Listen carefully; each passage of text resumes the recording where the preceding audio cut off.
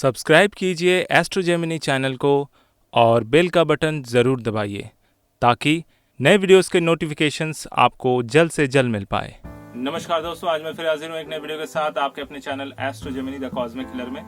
और आज मैं बात करने वाला हूँ कुंभ राशि कुंभ लग्न वालों का 2022 का वर्ष कैसा जाने वाला है। हालांकि मेरे चैनल में आपको ये देखने को मिलेगा कि मैं बहुत शॉर्ट प्रेडिक्शन करता हूँ, मतलब एक ओवरव्यू देता हूँ। उसके अलावा विस्तृत रूप से जानकारी आपको हर महीने के हिसाब से मिल जाती है, लेकिन यहाँ पर जो वार्षिक फल है उसको मैं एक बहुत ही शॉर्ट डिस्क्रिप्शन के हिसाब से देता हूँ ताकि लोगों को एक ओवरव्यू हो जाए। तो कुंभ राशि कुंभ लग्न वालों के लिए ये वर्ष किस तरह से जाने वाला है, चलिए देख लेते हैं। लगन भाव में बृहस्पति विराजमान होने की वजह से आपका ध्यान और बुद्धि बहुत ज्यादा प्रखर होने वाला है। ज्ञान में वृद्धि हो सकती है। दूसरे भाव के स्वामी होने के कारण आपकी वाणी बहुत ही ज्यादा मधुर हो सकती है, प्रभावित हो सकती है, यानी आप लोगों को बातों से पटा सकते हैं, मना सकते हैं। लग्न भाव में जब भी बृहस्पति आते हैं तो पंचम में दृष्टि और नवम में दृष्टि देने के कारण संतान सुख में भी लाभ होता है और साथ ही साथ आपके भाग्य में भी उन्नति होती है। और सप्तम भाव से सातवें घर को देखते हैं, इसलिए विवाह होने के भी आसार होते हैं। तो अगर आप विवाह के लिए उचित पात्र ढूंढ रहे हैं या पात्री ढूंढ रहे हैं तो आपका समय आ गया है, विवाह बहुत जल्दी होने वाला है। सेकंड हाउस लॉर्ड लग्न भाव में, तो ऐसी अवस्था में धन में वृद्धि होने की संभावना है। जो भी काम आप करेंगे वो फ्रूटफुल होगा, हर काम में आपको सफलता मिलेगी। बस जुलाई के बाद थोड़ा सा जो कैश फ्लो है वो धीमा हो सकता है, लेकिन कैश फ्लो लगातार बना रहेगा। सेविंग्स में भी बढ़ोतरी होगी। तीसरे भाव में कोई ग्रह नहीं है। तृतीयेश मंगल जो है वो दशमेश होकर दशम भाव में ही विराजमान है। तो कहीं ना कहीं यहाँ पर आपके पराक्रम के साथ आपका काम भी आगे बढ़ेगा।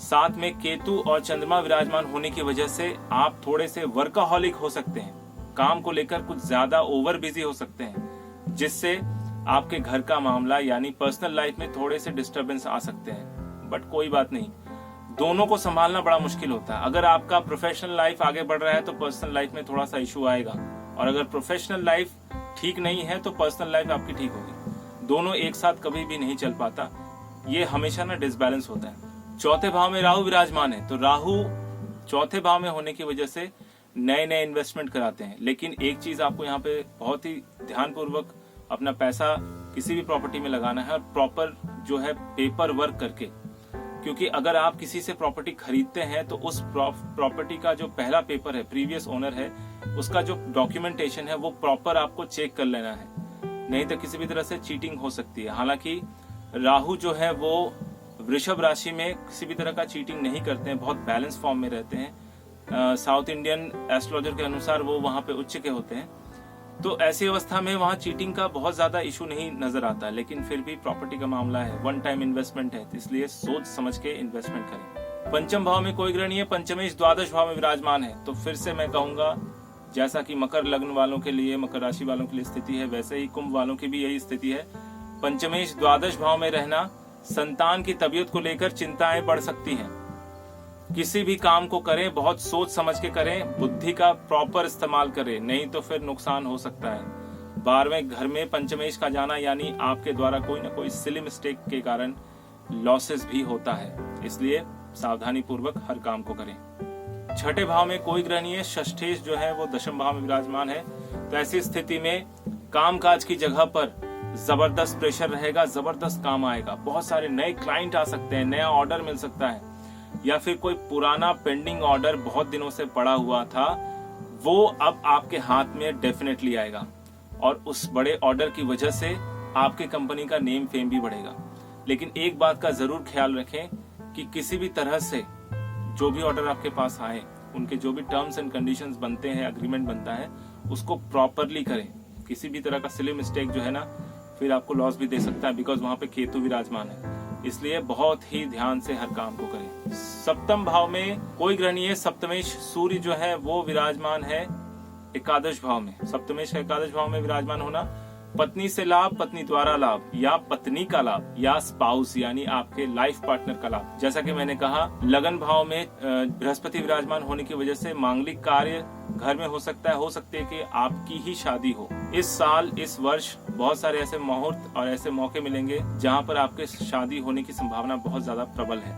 अष्टम भाव में कोई ग्रह नहीं है। अष्टमेश बुध जो है वो द्वादश भाव में विराजमान होने की वजह से जो लोग एस्ट्रोलॉजी के विद्यार्थी हैं, एस्ट्रोलॉजी से रिलेटेड पढ़ाई कर रहे हैं, उनके लिए विशेष रूप से लाभ मिल सकता है।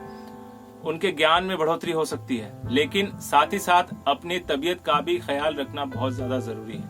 हो सकता है कि एक आध बार आपको हॉस्पिटल के चक्कर भी लग सकते हैं। नवम भाव में कोई ग्रह नहीं है। नवमेश शुक्र जो है वो विराजमान है एकादश भाव में, तो भाग्य यहाँ पर बहुत ज्यादा सपोर्ट देने वाला है। पर्सनल लाइफ में तो बढ़ोतरी हो ही रही है, यानी आपकी शादी हो ही रही है, फैमिली मेंबर भी बढ़ रहे हैं, साथ ही साथ आपका काम का प्रेशर भी बढ़ेगा और इनकम भी बढ़ेगा।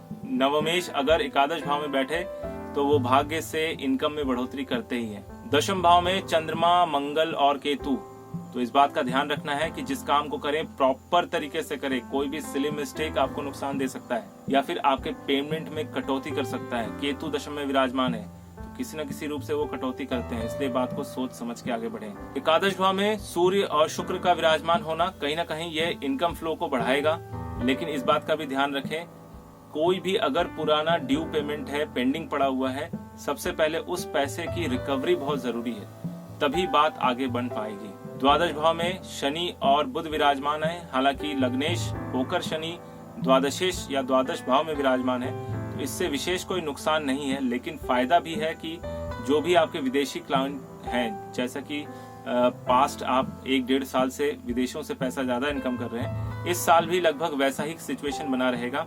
अप्रैल या मई के बाद से थोड़ा सा जो आपका इनकम है उसमें कमी आ सकती है, लेकिन आपको देश के, अपने ही स्वदेश के क्लाइंट ज्यादा मिल सकते हैं। विदेशी क्लाइंटों का जो प्रभाव था पास्ट 1 या 1.5 साल से, वो थोड़ा कम हो सकता है। ओवरऑल ये वर्ष जो है आपका काफी ज्यादा सपोर्ट में रहेगा। 2 बातों का ध्यान रखना है, अपनी सेहत का और अपने बच्चों की सेहत का जो ख्याल जो है अच्छे से रखें, और किसी भी तरह का अगर बीमारी होती है, कोई भी सिम्टम देखते हैं तो जरूर डॉक्टर के पास जाएं। किसी भी तरह का इग्नोरेंस आपको नुकसान दे सकता है। उपाय के तौर पर आपको गरीबों को चाय पिलानी है या फिर खाना खिलाना है, उससे शनि मजबूत होंगे, और शनि अगर मजबूत होंगे तो आपका लग्नेश मजबूत होगा, जिससे आपका जीवन समृद्ध बनेगा और आपका जो करियर है वो भी लगातार आगे बढ़ता रहेगा। तो आपको मेरा वीडियो कैसा लगा कमेंट करके जरूर बताइए। अगर अच्छा लगा तो लाइक कीजिए, दोस्तों के साथ शेयर कीजिए। अगर आप मेरे इस चैनल पे नए हैं तो सब्सक्राइब करना बिल्कुल ना भूलें। मेरा ये वीडियो देखने के लिए आपका बहुत बहुत धन्यवाद।